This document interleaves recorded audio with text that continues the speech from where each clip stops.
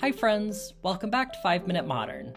My name is Cindy, and today we're discussing one of the most unusual and powerful works of art in American history, Beverly Buchanan's Marsh Ruins. Typically, when we think about works of art, particularly public works of art like sculptures or monuments, we think of works intended to withstand the test of time, works that will endure both materially and symbolically throughout the ages. But what makes Marsh Ruins so unique is that it's actually intended to disappear. Artist Beverly Buchanan was born in 1940 in North Carolina. She studied parasitology and public health at Columbia and worked in healthcare for several years. While still working in public health, Buchanan began attending classes at the Art Students League, where she met fellow black artists Norman Lewis and Romare Bearden, who encouraged her work. By 1977, she quit her healthcare work to focus on her art practice and relocated to rural Georgia. In time, Buchanan would become best known for her drawings and sculptures of rural shacks. For Buchanan, the wide variety of structures was the most interesting aspect of these shacks, as she realized that the differences in shack structures were driven by the unique experiences of the people who created them. To draw a shack was, in a way, to draw a portrait of the family who lived there. But before she began her work on these shacks, Buchanan was a sculptor focusing on outdoor works. In 1979, she created ruins and rituals outside of Macon, Georgia's Museum of Arts and Sciences. Stone-based works like this one were an act of visibility and endurance for Buchanan, who had worried that her move to Georgia would hurt her career.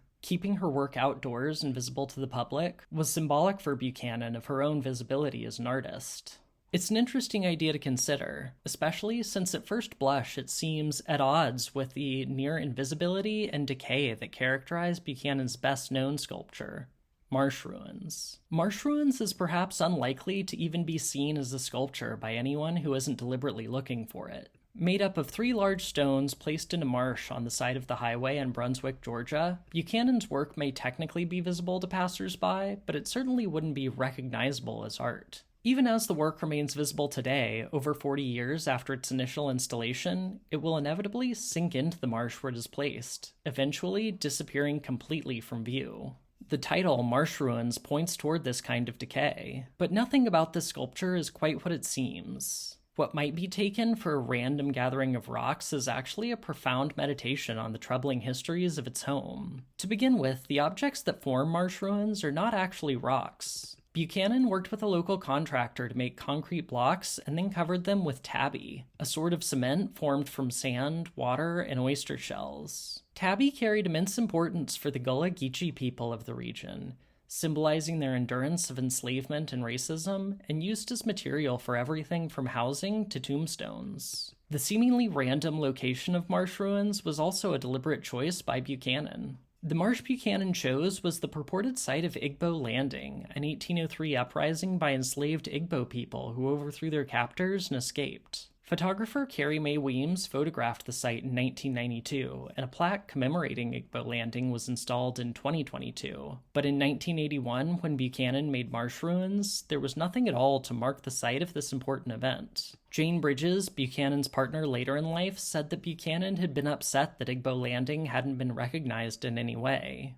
However, just a short walk away from the site of Marsh Ruins was a plaque commemorating the spot where poet and Confederate veteran Sidney Lanier wrote The Marshes of Glen, an ode to the beauty of the southern landscape. It's worth pointing out that while we know Buchanan chose her location and materials deliberately, and we know that she had been angry that Igbo Landing hadn't been properly commemorated, Buchanan never explained the meaning or significance of her piece. As writer Siddhartha noted in an excellent article about Marsh Ruins for the New York Times, Buchanan inverted all the typical ways of commemorating something. Rather than ensuring that her piece would be easily noticed, Buchanan made it unobtrusive, signing it on a small concrete marker as easily overlooked as the piece itself. Likewise, rather than working to ensure that her piece would persist, Buchanan left it to be continually weathered by the severe elements of the marsh.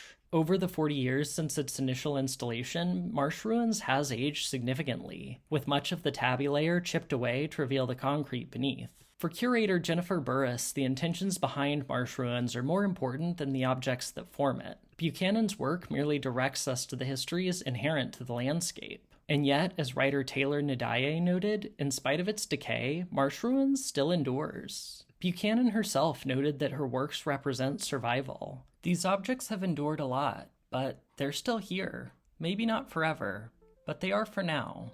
Thanks so much for joining me on this one. I think this is such a fascinating piece to consider, especially given our present conversations on the history of racism in the country and the way that it's commemorated in our monuments. Please let me know what you think about this work down in the comments below. As always, I hope you enjoyed the video and I hope you learned something new. Please remember to like and subscribe, and I'll see you in the next one. Bye.